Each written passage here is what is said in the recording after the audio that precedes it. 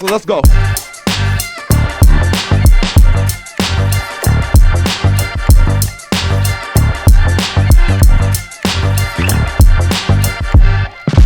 Pay me what you owe me and don't play with me, homie. All right. We are here at the Retail RX podcast. This is the third episode. I got another special guest here today, and I'm excited for this one. We got Michael Cummings here. And if you don't know Michael Cummings, to me, he's Wreck-It Ralph. He's AC Slater, Mario Lopez. I don't know. Who are you?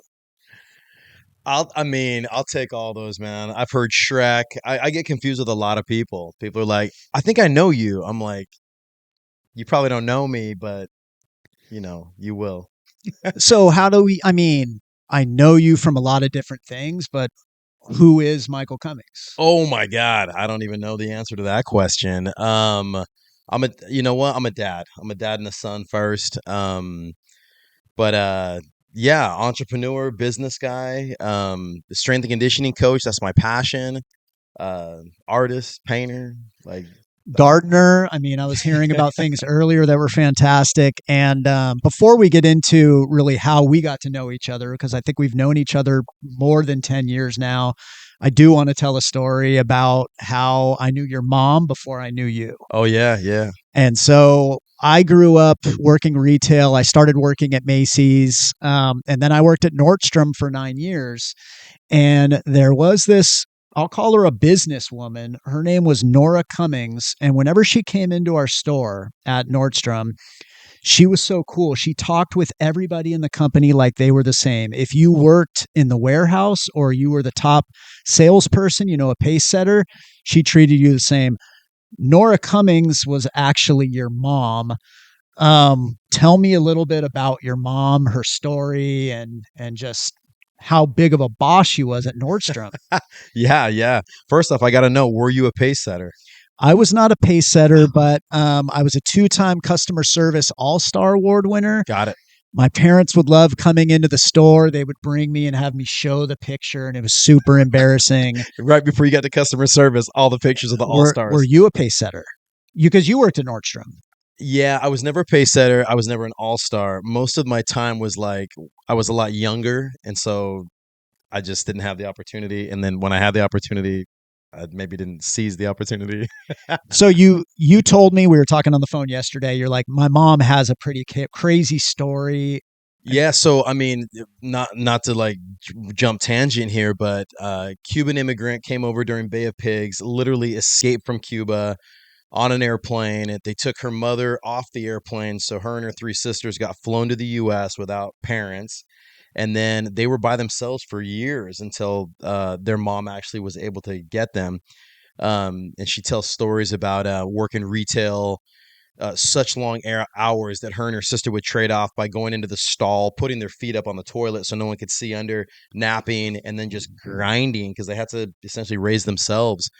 And to take they had money in Cuba, and then they left, had nothing, to kind of transition that into becoming like ultimately one of the either the first or the second female vice president of Nordstrom, and retiring in that position is like, to me, it's like monumental. But you're right. One of the things I admire most about her is that, like I was telling earlier, you could walk, if there was gum on the ground, like she would like literally scrape the gum off with her like nice fingernails, throw it away, just because she had so much like passion in that store, even though those aren't her stores. Her name's not on the box, but that really instilled in me an idea of like, no matter what business you're working for, culture is everything, and you got to pretend like you own it even if you don't.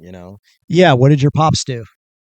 My pops is an electrical engineer, so he's like, he would kill Jeopardy. He's the smartest research guy that doesn't really do anything with it. He's the hilarious guy, electrical engineer his whole life. And really, while she was working and grinding the hours, he was kind of, he'd pick us up from our babysitter's house and cook dinner for us, and kind of do those roles, take us to sports and stuff like that. So Okay. So we know each other through a company we worked with called Skills. Skills within the past few years, maybe 5 years or so, was purchased by a bigger company, Implus. I remember you coming in the building at the time. We were sports training aid brand. It was you, James Cho, it was a few others, and we all of a sudden we went from baseball, soccer, football products to more. We called it the APD line, Athletic Performance Division. Yeah, or development. Yeah. Okay. And that was, like getting ready for sports. We grew up and you would stretch before games and do things like this. You guys brought a new methodology in.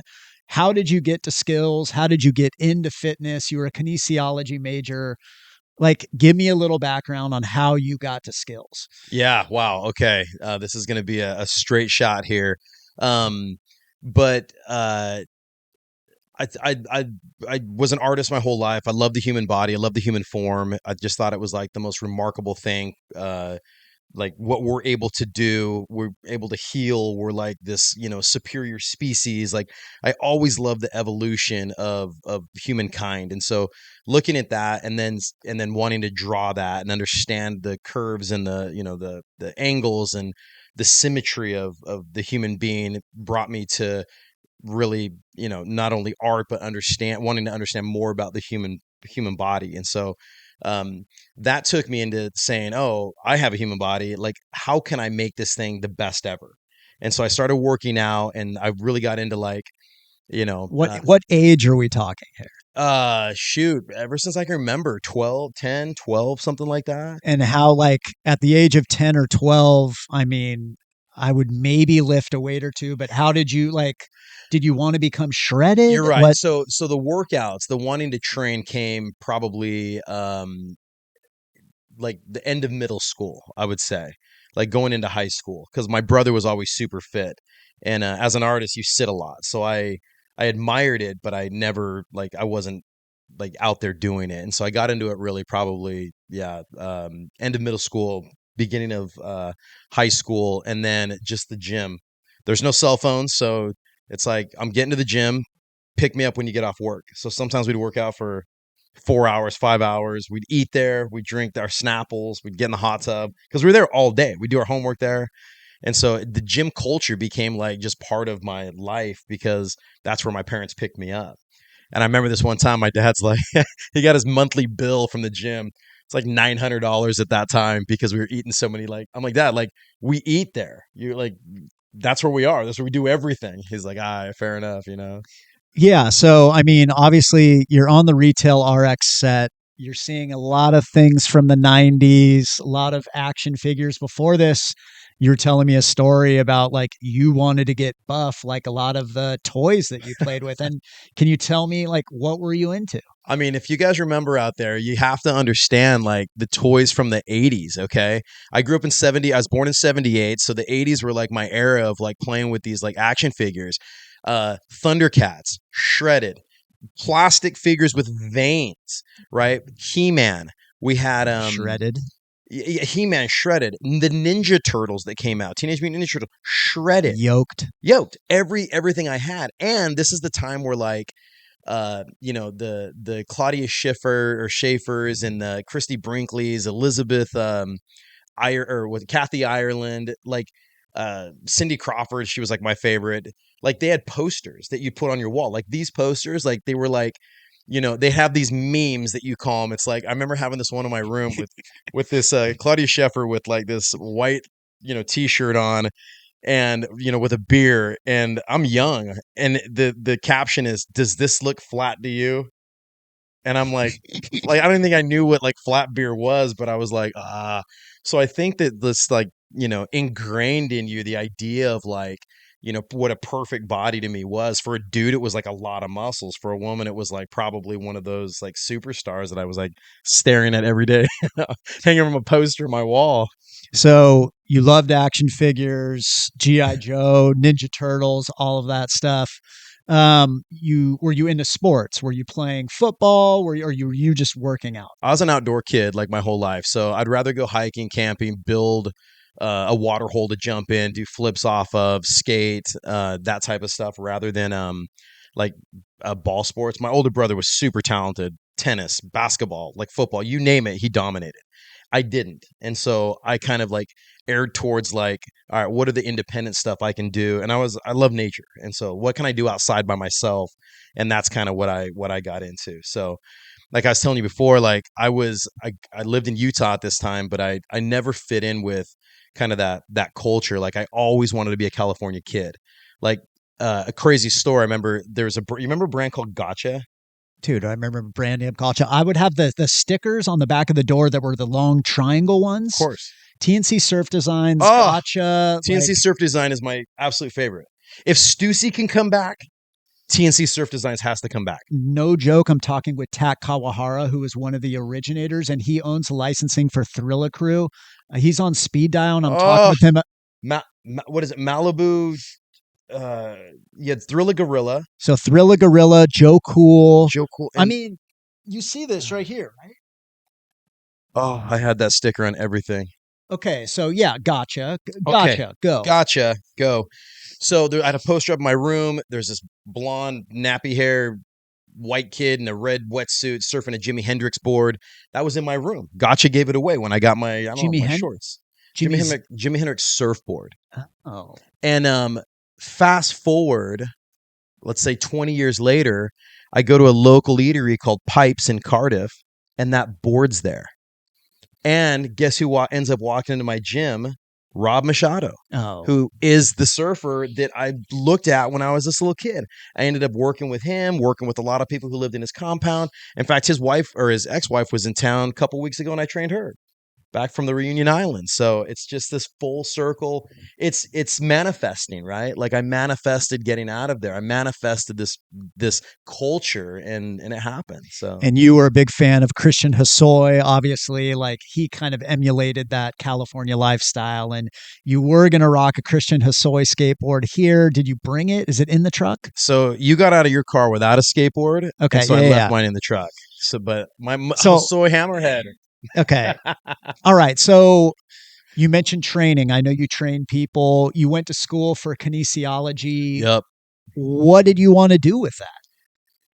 I wanted to go to art school, realized there probably wasn't money in it. And so I really wanted to see how far I could take the human body, right? And so I started like working out, training bodybuilders, training fitness models. And then I want to get smarter. I really want to understand like at the cellular level, humanity or I guess, biology, physiology.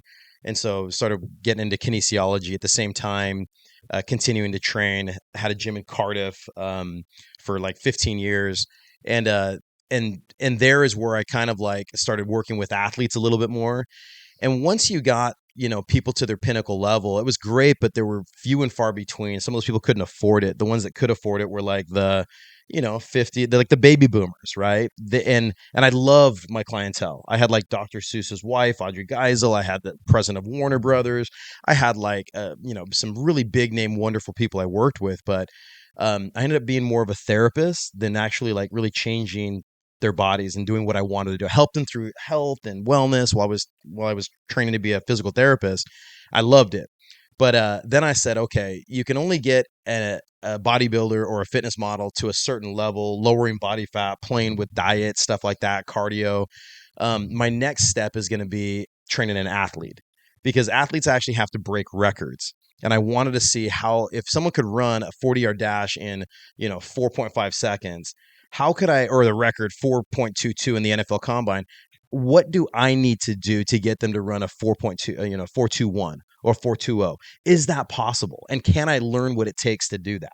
And so then I got into strength and conditioning, and I fell in love with understanding how you can train work performance with individuals. Yeah, you're a very creative guy. Very, very interesting too. I think you mentioned you have how many patents? 50 plus so you're an inventor. When did you start inventing? How did you get into this? And are you just tinkering around in the garage, or like, what is it like? I would say like a lot of little boys out there that had parents that worked full time, like we took shit apart and we opened shit up and we made stuff out of them. I used to take stuff apart, make robots out of them, not in any sort of like electronic way, but like I would make a pirate ship out of an old like roller skate wheels and wood. So we just built stuff all day long. So I tinkered as a kid all day long. And through that tinkering, it helped me understand physics and lever arms and levers and pulleys and things. So I had clubhouses. I grew up on a farm in Utah. So I understood that at a level. And then you understand what somebody needs to create horizontal force, vertical force, where they have to deploy energy in the ground and get energy out of the ground. And so through that, you can find out their limitations. And now, what can I invent to help them perform better? And so, one of my first devices was a shoulder range of motion device, and licensed that. That was kind of my first one that I got a check for $19. And I still have that check. It was like my first one. And then, yeah, I just, skills brought me on to invent products for them, licensed some products, the Nautilus over the years, and then have just been consistently inventing, cool stuff for brands. And because I can co-create it, I get my name on it. So you were a trainer for years, then you went into the office life, working in the corporate world. What all did you do with skills? I know you traveled all over the world. You trained a lot of top athletes. Yeah, what were you doing for skills? Yeah, so I was tasked with building their performance training line. So, I figured out categories like warm up and recoveries, speed and agility, strength and power, and fitness and conditioning. And who adopted those? Oh, our friends at Amazon, right? So we were actually able to build. We created a nomenclature that people use. It went from APD to SAQ. Everybody said that's speed, agility, quickness. Everyone's like, oh, our SAQ line. Everybody uses that, but we created that. So Yep. one of the cool things about what Skills did and what we did is that we invented the vernacular that the retail people use every day. They would come to us to say, this is a new category. How do we retail it? What do we do? Is it an accessory? Well, we don't want to be called an accessory. Who buys it? Is it fitness?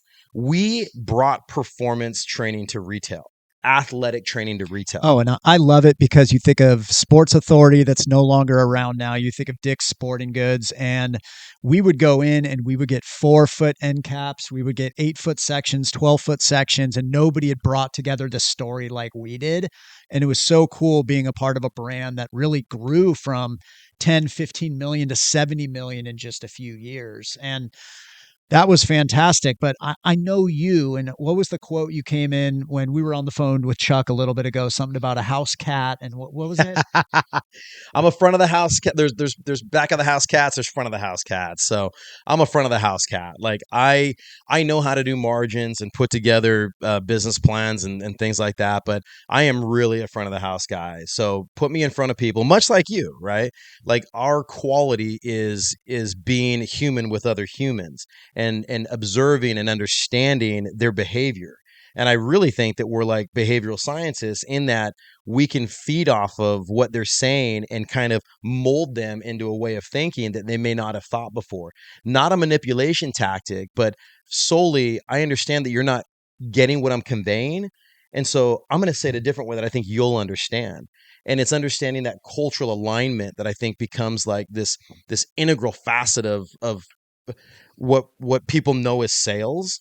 We at Skills, one of the greatest things I love is we didn't have to like liquor people our customers up and take them out for drinks and take them to and do some of that stuff. We did a lot of that. Not when I got there. Okay. Yeah. We I'm not shout gonna out say, to, yeah. I'm gonna say any names, no dropping names. We did what we called sweat equity, and we'd bring them in and we'd train them. We'd work out with them, and they would grind with us from 6 to like 8 a.m. And then we'd have our meetings all day. And it was different, and I appreciated it because I think as a health and wellness brand or a performance brand, that's the type of thing we're trying to push. Before that, it was golf, it was baseball, right? So I kind of understand that, but I'd never been in a corporate world before. I ran my own business forever, strength coach, personal trainer, gym owner, consultant, and so getting into corporate America was something that I had a hard time with. You guys helped me out a lot. They're like, let me tell you what these things mean. Evergreen, blue sky, green shoot. Like I didn't know what any of this stuff was. And I so think I taught you how to open up Microsoft Excel for the very first time. I think it was me. No. So yeah, you were not the office guy, but you were working in an office in a long time. I'm in front of a computer for 10 to 12 hours a day. Yeah. Just had a baby boy 2 years ago. I'm not getting to the gym enough. I just feel when I'm working sitting at a computer, I'm hunched over. We're not made to sit for 12 hours a day. Like, what can somebody like me start doing? How can I get back on that workout train? And like, what do you, I mean, I know when we're hunched like this, it's so bad for our back, our shoulders, and it impacts our entire bodies. What do you suggest to me and anybody out there that's listening? Yeah. So one thing you got to understand conceptually what's happening, right? You said something very empirical, which was we're not made to do this. That's incorrect. We're made to do whatever the fuck you want your body to do. So if I'm sitting, I don't have to use my abs. So I'm not going to work muscle here. I'm going to put fat there. If I'm always in this hunched position, I'm going to turn off my back muscles and relax everything back there and then pull this forward. So we are creatures of adaptation. If I push against the wall every single day, I'm going to get big enough to actually hopefully one day move that wall. Our body adjusts to whatever it wants us to do regularly. And then you got to take your breaks, man. One of the coolest things with like Whoop or some of these other like companies is they'll actually tell you to like get up and move. And so getting up and moving is vitally important. There's a local doctor, his name is Dr. Ogoscu. His Ogoscu method, he puts people on the ground and puts their feet up against or puts their legs up against the wall to see if their butt can drop to the ground. They sit in that position as a realignment position. That's sometimes a nice thing to do against the wall to see if you can get that hip to drop so your hamstrings are loose. Tight hamstrings, pull in that tailbone, which stresses that back out. Then we go to try to throw something or pick up your kid, and we throw our back out. Yeah, I sneeze and I might like throw my back out. That's Yeah, not good. it's not good. So I went, working and being hunched over for so long. I actually went to see my buddy who's a chiropractor. Yep. He ran x-rays on me and he's like, dude, yeah, you have the curve in your back. So he wrote a letter to my boss and I got a stand-up desk. And he also told me about wise T's and W's. Do you know Yep. wise T? So, like just stopping my work job and going, That's a T. so that's a T, then the Y's, or is that a W? It's a Y, and then So a that's a W would be Y's. here. And so you're building up your back muscles. And then he'd also have me like pushing to really stretch out the pecs here. Are those just common exercises that we should be doing if we're working in the office So on you're a daily? Yeah, your pec connects actually back here to what's called your acromion process, the top part of your shoulder blade, and so your scapula. So your Y's, T's, and W's is basically a row. So you're taking your scapula, your shoulder blades, and you're bringing them together. So now you're creating tone to hold them there. Well, if these are really tight, then you're not gonna have enough range of motion to hold you in that position. So yeah, you're stretching your pec muscles and then strengthening your back to go there. Two things I think are actually better for that is establishing a solid midline. So what's happening right here? People talk about the core. We can't forget what the core is. It's not just your abs, right? Your core is like there's so much that goes into it. You have not only like rectus abdominis, your transverse abdominis, your obliques, your spinal erectors, you have rotarios, you have deep muscles, multifidus muscles. These are muscles that are so minuscule, they're the first thing that touches bone before anything goes on top of that. Those are your primary core stabilizer muscles. So to engage those, there's some rotational stuff you can do. So if you have a band and it's attached to the door and you're doing your reverse flies or your T's or your Y's or your W's, you also want to then do some rotational exercises so you're moving a band across. So it's like a counter rotation. So it's pulling, which is strengthening those because then that strengthens that midline where that corrects the posture. Your sacrum is called the sacred bone because if you can keep that sacred bone set, everything else aligns. But you can't just push and pull. You have to rotate. Everything in your body rotates around each other, corkscrews into each other. So the idea of thinking that we're linear humans and we move linearly is wrong. So that rotational, that anti-rotation is probably one of the most important things that you can do because you're turning on muscles that have turned off. And so that really starts engaging. And then planks over crunches, stretch those dang hip flexors, and don't skip legs. When I say don't skip legs, I really mean don't skip hamstrings. Hammies are one of the most important things that you can stretch and contract as a way to set your hip or to set your back, because your pelvis moves, right? Your wife had a baby, that pelvis moved, right? It went. Yes. I mean, it went no. So you can do what's called decoupling or adjustment exercises. The more you can adjust that pelvis, the more it's going to have movement to it. Um, and it's not just about that movement, it's about the brain. So when people go like, "Oh, you got to think about that movement." That's what you have to do. Don't just go through the motions, because that's you're taking your brain out of the equation. You want to see yourself and feel all those muscles to that equation, in that movement. You think of a bodybuilder, right? Like if I'm like, "Yo, flex that pec," how come I can just flex that left and then right and then left and then right, right? I don't have batteries in this thing, right? Just humble brag. No, the idea is that your brain's sending those signals. So when a bodybuilder can flex just the bicep and then just the tricep and then just the forearm and then just the shoulder, it's because they have that connection from the brain and nervous system all the way to that. Whereas a kid or somebody who doesn't work out or have that connection, they go flex and they're like, Mm-hmm. they're flexing everything, right? If you have that connectivity, your brain knows, oh, you're in a shitty position right now. It'll adjust itself. It'll set a self reminder to adjust itself. But you have to work on that interconnectivity.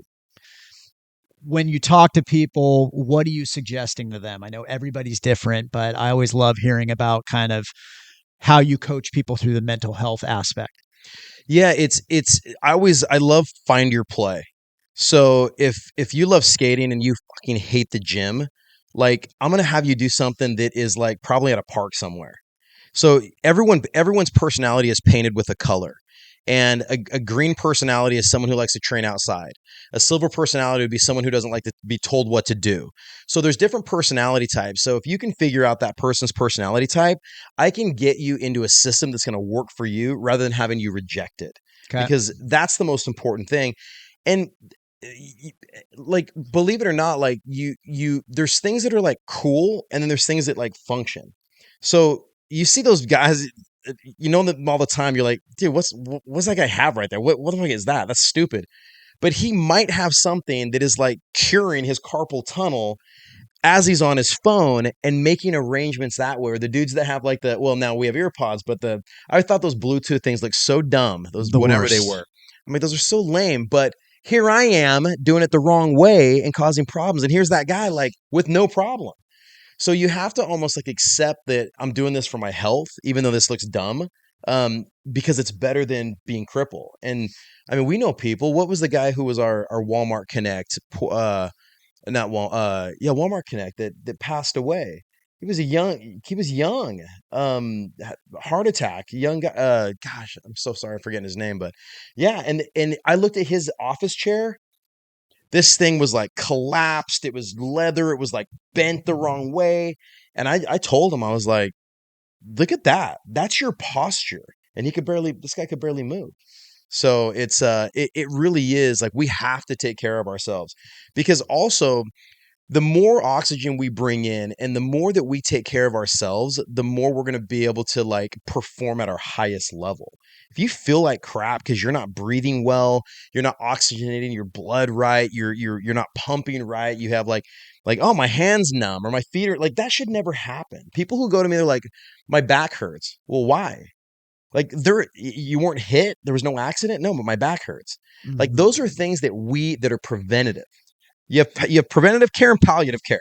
We Westerners are great about like, let's fix it once it's broken. Like you look at Eastern medicine, everything's preventative. And we're now getting into that. Like now we have the yoga. Yoga's great. We have, Pilates, we have bar, we have rowing classes. There is no excuse for not training right now. Okay. So I need to start I just training. said there's no excuse. Yeah, no. Okay. So one of the things I've always admired with you, so you have a million things going on in your head, talking about all the things you've invented, and so you've started a lot of companies, and I think you're so excellent at building a brand. What is the difference for you between a brand and a company? Yeah, that's one of the biggest things, right? It's like you look at brands have longevity and people want to buy stuff from brands. Sorry, let's say the youth, the people who are cool, the people who are trendy, they want to buy from brands. A company is just something that sells stuff. Like you can buy stuff from, or you can get stuff from China, sell it on Amazon. You're a company. You ain't a brand. A brand is when I go like, yo, that's a sick hat. Like, and I recognize that, a recognizable, the swoosh, like that is, and a brand is built with culture, right? And that's the people you're working with.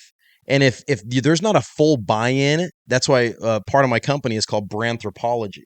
I love anthropology because it's the study of the culture of humanity, or the culture. So take a step back and tell me about your company, the Consortium. I think this is a very good time to just kind of segue right there. Okay, yeah. So the consortium's been around for probably, nearly 2 decades, but it's been a referral business only. I've never had to have a business card or a website. It's always been word of mouth, and the consortium means a group of businesses. And so we have 4 businesses basically, or 4 verticals within that, and one is this called Brandthropology, which is the cultural audit of a brand to see what they're missing. And it could be anything from creative to digital marketing. Normally, it's just communication, and not interpersonal communication, but the way they're conveying their message. Everybody's conveying it in a different way. And some of the brands that do it the best, like look at Vuori, right? Vuori is like one of these. Is it Vuori? Viori? Vuori? I'm wearing some Viori. Yeah. Is it Vuori though? Soy Latino. Okay. Keep going. English is my second language. Anyway, uh, everybody agreed that this is what they wanted to build. Think skills, right? Everybody agreed and held hands on that was the company we wanted to build. We all spoke the same language. We had our brand pillars, athlete first, our mission statement. Brands that don't make it are the ones that don't have that common language. And so there's always pieces people are missing, and the anthropologist will find that and go in and kind of deduce that. So that's the one component of that to help build that brand. The second piece is, education and research, because credibility is everything to build a brand. It has to be good. Nike looked good. Sometimes it didn't feel good. Look what they're doing now with their 1%er. You literally have like marathoners breaking records with this shoe that has this technology to it. So they're putting their money in back in technology, but part of it is research, technology, credibility, and coaching. Of course, we still have our performance coaching. There's a cool brand we're working with called the Universal Speed Rating. That's a platform where anybody who runs can post their speed on this. It's brand agnostic, or coach agnostic. You can just plug in information and you see how fast your kid is. So that's a really cool component. And then the last 2, there's one that you'll like. It's called Side Hustle, which we gonna collab on that. It's just a way for people who are out networking and doing their things to make a couple extra grand a month, put it in their pocket by whether it's an affiliate program, referral program, the thing you're working with Amazon. Like that's all ways that people can make extra money. They don't even know it, and it's just based on talking to people they know. It's easy money. And then the last one is to help inventors. Mhm. And that one came about just because so many people we've talked to, a guy literally 2 weeks ago, he's like, if you and I had this phone call 2 weeks earlier, I wouldn't have spent this 20 grand. Well, sorry, 2 months earlier. They don't know. You don't know what you don't know when you have a new product. You think you know everything and you don't. And so we've made all the mistakes, right? Like I've been at it for a long time. Let me make those mistakes for you and guide you into doing it the right way, so you don't jump into a patent without doing like a search that you can do on your own for $200, like stuff like that. You've been in the game a long time. I've been in the game a long time, and I think we can help brands in a lot of different ways, which is great. You're talking about a lot of marketing areas. At the Retail RX, we can help them from the sales side, audits, automations, different things like that. How have you helped yourself be successful in your career? Yeah, I mean, I think it's all about attitude. I really believe that you have to have an attitude. I think that there's probably, I mean, not going to pat myself on the back or put words to it, but like I don't know that I've burned any bridges in my life. There's people I that don't believe might, you have. yeah, that might have some like miscommunication or heard something that may not be true, but like I believe in being honest and having integrity, and even if like there's a line between integrity, I don't flower stuff up. I'm a sesquipedalist, and so I like your big words, but like I won't flower stuff up to to manipulate or beguile. Like I will be up front, like, yo, I'm not getting a really good feeling about what we just talked about. Can we get into it a little bit? Whether it's putting someone on the spot or not, because you come out cleaner. Like people who go to blows and fight, they're best friends afterward. That's Yeah. called just hard communication, and that has to be had. So I think it's just attitude and then bringing that into everything. Everybody's going through shit, man. Like everybody's got Ev- bad stuff, right? everybody is, and literally, and that's one of the reasons for the Retail RX. I get on calls with people. I'm basically a therapist at my job right now, and it sucks. People are going through things. I know during the pandemic, you did a lot of wonderful things for people in need. Can you tell the audience about some of the things you did? Yeah, I mean, pandemic for me was I hate to say it was a great time just because of like I bought into the idea that like if everyone's gonna shut themselves in, I'm gonna go explore this world. And so me and my kids, man, we did everything. We broke into places and skated like, we had a lot of fun with it.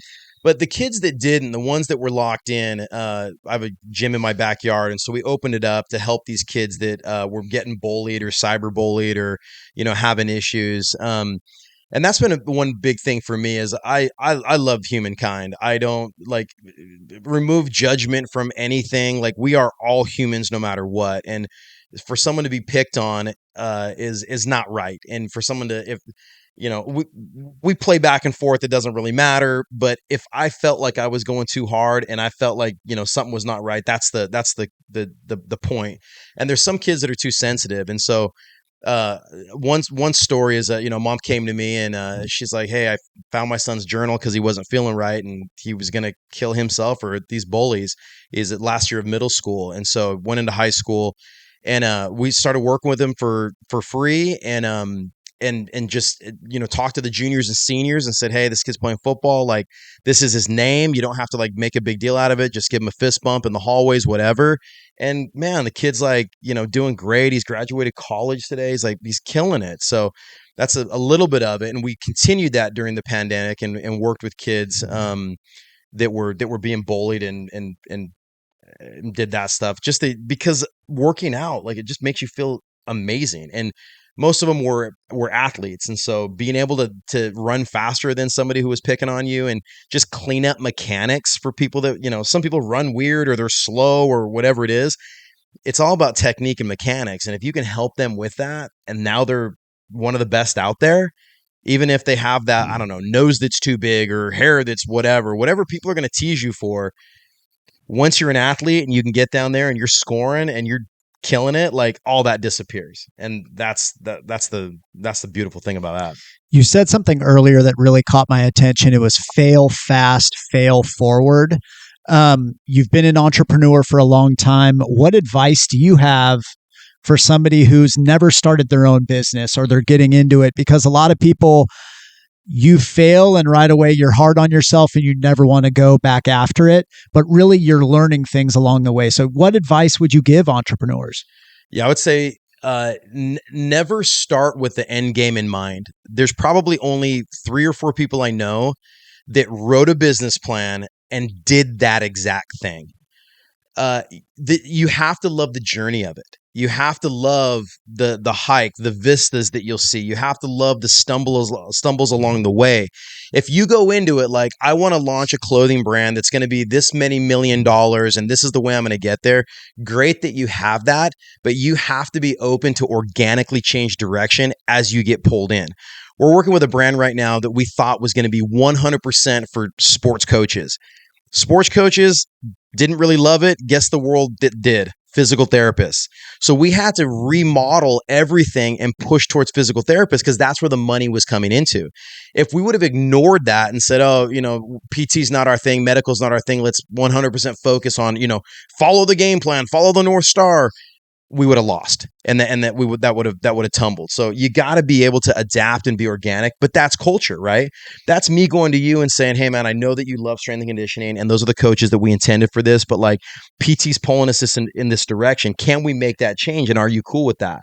And it might take you a while to come on board, but if we have that cultural alignment, we're like, yeah, let's build new pillars, or let's do whatever we need to do to adjust, because you can always recourse correct, but you have to you have to go towards what's calling you in that direction at that time, because everything moves in phases. Right now it's like, oh, there's a recession. Yeah, product companies aren't doing amazing, but some clothing companies are doing amazing, and service industry is killing it right now. Mm-hmm. So everything comes and goes in phases. Content companies killed it during COVID. Digital marketing killed it during COVID. Guess who's at home fitness? Guess who's getting crushed now? Oh my God. We have a Peloton that's just sitting over there collecting towels, hangers, all of that stuff too. And yeah. And so I think, while I have you here, I mean, you had your job at Skills, you worked at M+, you were laid off. A lot of people are getting laid off right now. This is a very weird time. How did you deal with it? What would you tell somebody that is getting laid off? I mean, was this a blessing in disguise for your future? How are you dealing with it? Yeah. So one of the things that I do is I believe in diversification. Even though you have somebody that's paying you this, you have to have your side hustles. You have to have other ideas in mind. Now, if you're a corporate guy, my brother's a corporate guy. My brother is not an entrepreneur. He doesn't know what to do to like scratch. He kicks ass at a job. But if that type of person gets laid off, like they're going to have a much more difficult time. They're gonna have to go on LinkedIn and do things to get that job again, and they're gonna probably find that job and crush that job. But for me, I didn't even look at unemployment.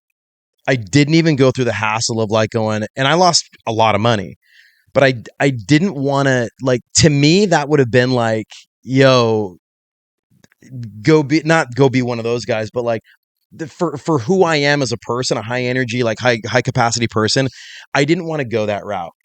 I said, this is going to motivate me to go and find more clients, go and help more people, go and create new products, new strategies that are going to push the envelope. And it did. I think within, 15 days, I was making the money back that I had just lost. Well, 15 days of finding this money, and then another, 30 to 60 to make that. But I had it padded, and I was like, all right, there we are. But you can use these things to bring you down. And guys, don't get me wrong. Like, I go through depression. I've been through a divorce, like 2 divorces. I got 2 kids. I'm a single dad. I grind every day. I got mental health shit. Like, I am privy to that. But one thing I do is I recognize that. You got to recognize what makes you healthy. I am not somebody who likes taking me time. Everyone's like, oh, you got to take time for yourself. You take time for yourself only if that's what you need. Find what you need, what fills your cup, what recharges you. For me, serving others recharges me. So I would go and volunteer. I would go and work with kids in need. That's what refuels me. Neither of these are right or wrong, but I understand that at this time I'm going to start getting depressed. So that's when I'm going to take on a client, or that's when I'm going to come and like hang out with a friend.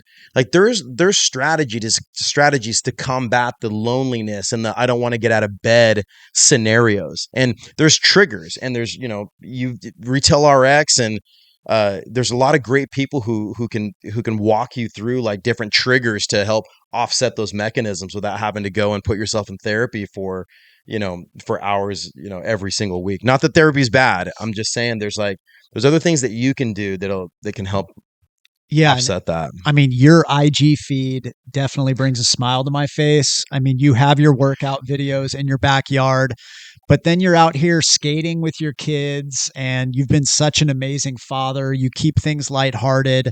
We were talking about Freestyle Fridays a little bit ago. I mean, I don't hide the fact that I'm a big hip hop guy. You see all this around me.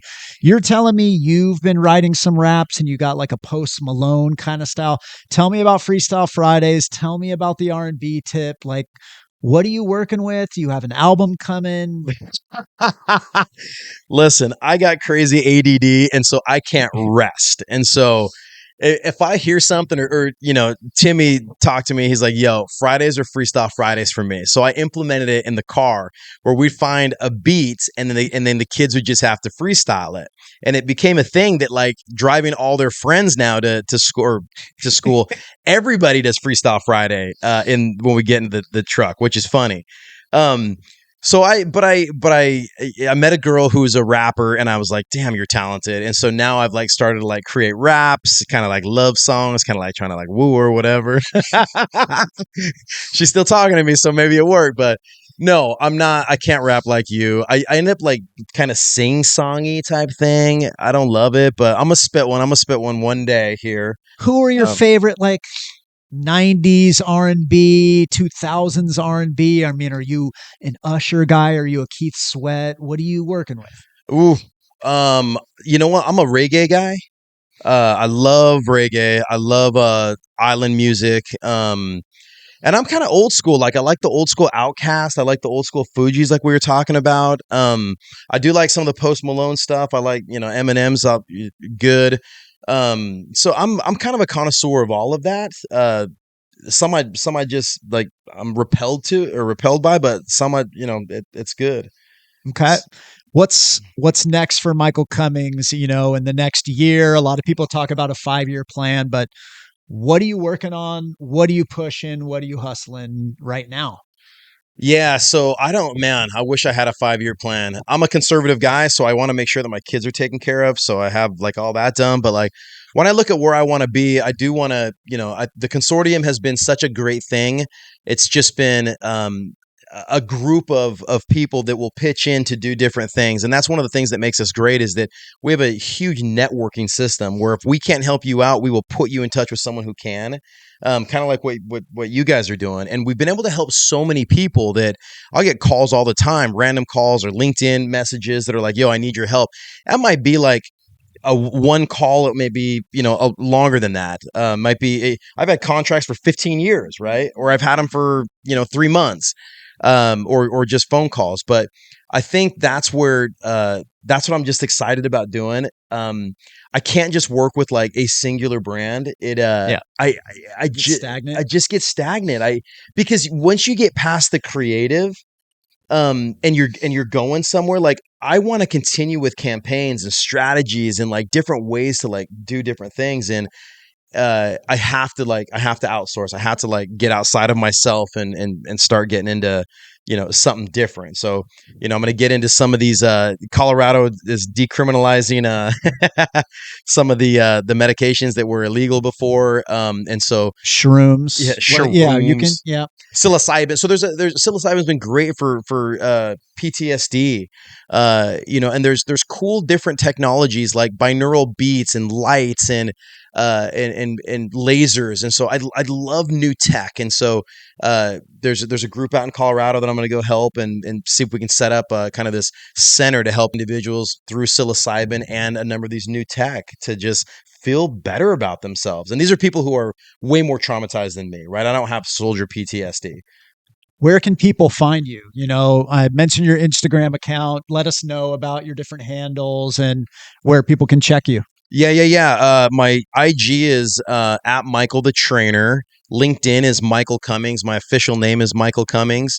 Although I go by Wreck-It Ralph, MC, Coach Cummings, Big Mike, Mikey, Miguel, who knows, man. I'll respond to anything, but you probably won't find the consortium yet. We're trying to maybe work on a website now that we've grown so big, but that'll be up in the next little while. But yeah, DM me at Michael the Trainer or find me on LinkedIn. Timmy C is going to help me with my LinkedIn. If you're one of the 10,000 people I haven't responded to, it is my fault. I need to get on that. It's been several years, but we picked up right where we last left off. Can I interrupt and tell the Timmy C story real quick? Yes. So I just got to I freaking love this guy. Like literally, quite possibly one of the funniest, most sincere, wonderful humans on the planet. And it's the things he does that are just the greatest things. I remember one time we were chilling and it was nighttime and we're in a hotel because we were traveling. We were doing a sales call together. And I don't know if you remember this, but it is one of the greatest stories of all time. Rhode Island? Or Yeah, it was. I don't Rhode remember what happened, but Well, here's what happened. We're in queen beds, right? Like same room and saving money because that's what we do for companies. We're scrappy and we save money. So he goes, he gets a call and he's all, yo, can you throw your headphones on so I can talk to this chick? He made me put my headphones on so he could game out with his girl, and I loved it. I was like, absolutely. Did you listen though? No. Okay. I give you your privacy, man.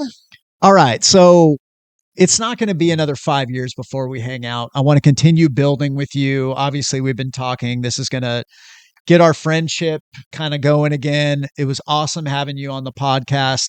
And I got to give props to my media producer, Garvinsky, behind the scenes with Visual Rhythm. He's the one putting all of this together. And honestly, I've always wanted to do a podcast. I'm a broadcasting major. And so from the Retail RX, I hope you enjoyed the episode. And otherwise, I just got to throw up deuces and say peace.